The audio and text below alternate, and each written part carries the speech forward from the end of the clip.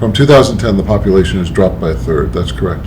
Yes. So in our time, we can see if we've failed or not. Oh, yeah. Scientists believe there's about 70 to 80 females that are viable for pregnancy in that population of 336. So you're talking less than 100 females.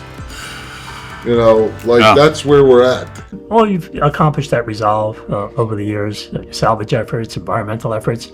What do you see as next? You're right. I didn't realize it until I look back at our track record. First off, what we've stopped from pollutants getting into the oceans. We've saved millions of barrels of oil from going in the oceans, tens of thousands of tons of hazardous cargoes, and taken millions of barrels out from in the ocean and under the ocean. So that's what I'm all about. And the things you have done are so terribly important, to the environment, to the well-being of the ocean, to the well-being of mankind, frankly. I just see these different initiatives that we can do.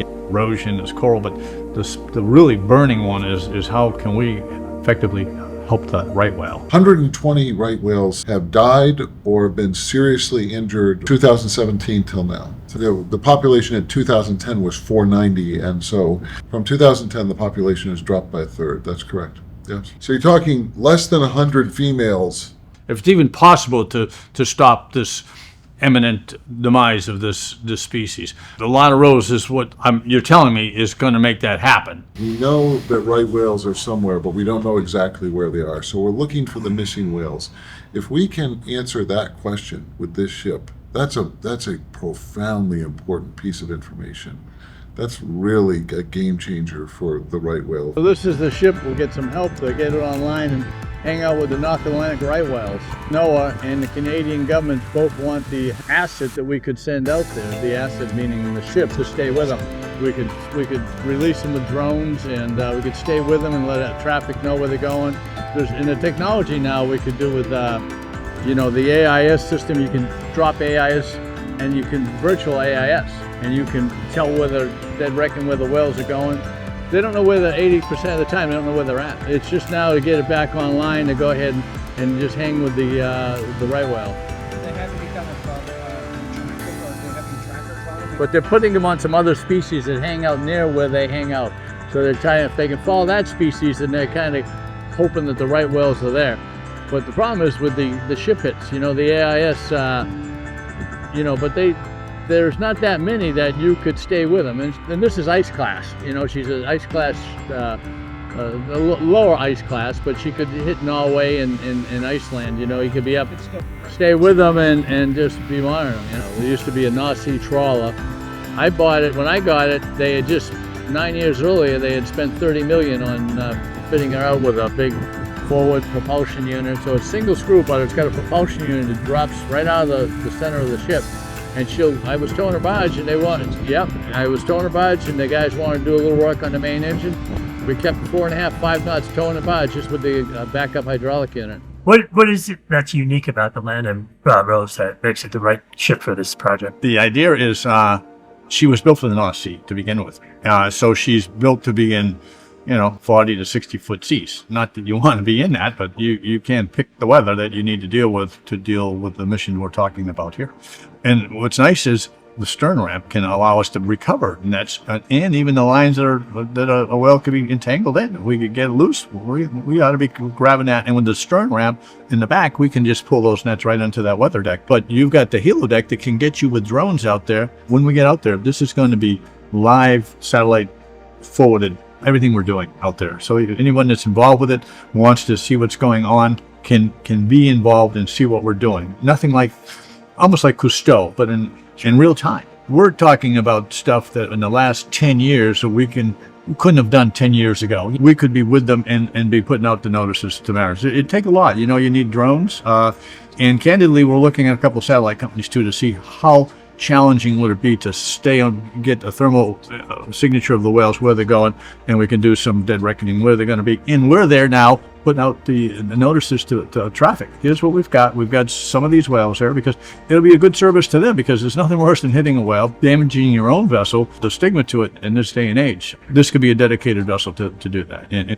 crew would usually have about 12 to 14, but she can handle another 20 or 30 people on board, from scientists to people that are philanthropically inclined, that want to help us support this mission we'll make it comfortable with them to be on board, to be part of what they're allowing us to be able to do. Oh, that's perfect. So you see the ability of people who want to contribute to this or get involved to be sharing some of these missions with the scientists themselves and actually be on station and doing what they can and being involved. Is that It's only right. We wouldn't be out there without them. Well, I love the idea that we've come up with about putting together an advisory team of the best experts from Canada and the United States and leaning on them to help us. Oh, it's all about what you experts need. Yeah. I just provide. I'm just a resource and with the asset, okay, or with the tools, if you will. Yeah. But the most encouraging thing to me was when we had that call with NOAA. The government is the government. And I'll be telling you, when we had that remove the ship Dally to knock down the Baltimore Bridge, okay? Yes. We know what we're doing. We know how to do it and where we're at. The government is the government. But to have those NOAA people on board, the way they were so over the top, I was so encouraged, but you were able to put all those people together. We just had 15 on the phone, just some wonderful people that put their whole lives into this. Yes. So I feel kind of humbled to be able to just provide the asset. Yes. But we're going to need help financially to get it, but it's you guys' tool. It's nothing to do with me. Dennis, you're no new kid on the block on the ocean as well, at all. From a helicopter pilot to you owned one of the largest America's Cup ships there was. Is that right? That's correct. Oh, yes, I did. The ship that the British used, sailing around the Mediterranean.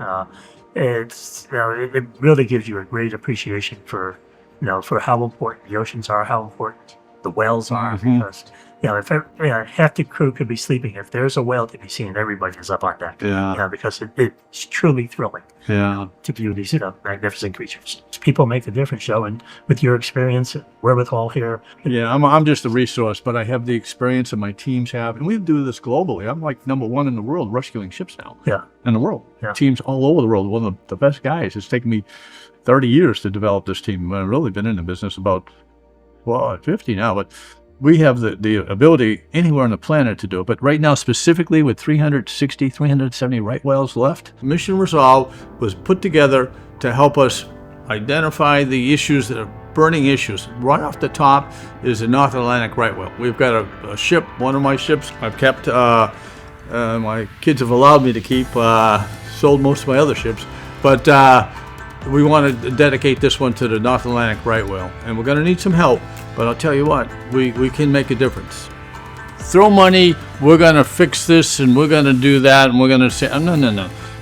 Help us provide money, and we're going to have a cause and effect. We're going to see if our initiatives with the Line of Rose money and everyone's engagement is actually doing something. 3 or 4 months at the shipyard. I think we got a shipyard that we just put the battleship Texas in and gave him the dry dock. But I would say that we'll probably need about 3 months to get the Line of Rose back online.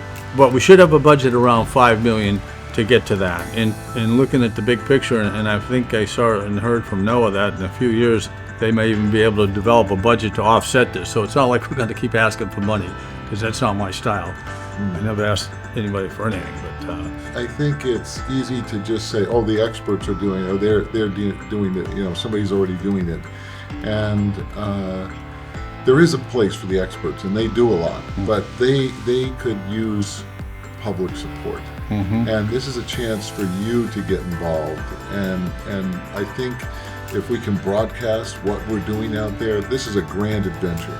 This is an incredible adventure to be on, and to see what's happening, to see how we could develop technology, to see the shipping industry stepping up to be a really active participant.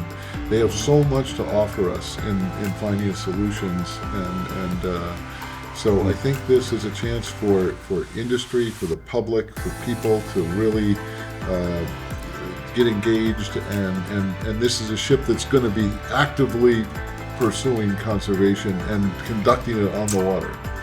so pulling all these disciplines together, and giving them a resource that can actually react or respond to all the problems, and learning from it, because we don't know. We're sitting here, we think and we assume and we know what we know, but there's so much more we can deal with here. Yeah, this is really amazing. Sure. I think the most important thing is to share the information, educate people as to the demise of the right whale, and educate people that they can be saved. We have the information, we have the technology, we know how to track them, but we have to take effective action. We have to do it now. Yeah. As you remember, there was a video that went way viral to the extent it started changing people. It was the turtle with the straw. Do you remember that? Yes, I Tell us do. about I that. do remember that. Yes, I think once that video went viral and people became aware of the damage a single straw could do, to a turtle, there was a great movement to eliminate straws. So even if you can't be involved in any way, just by passing this information and message that we're putting together now to others that may. Exactly. And by reaching out with a nonprofit and Sure. your good self and the people that I think we certainly will make the impact that needs to be done.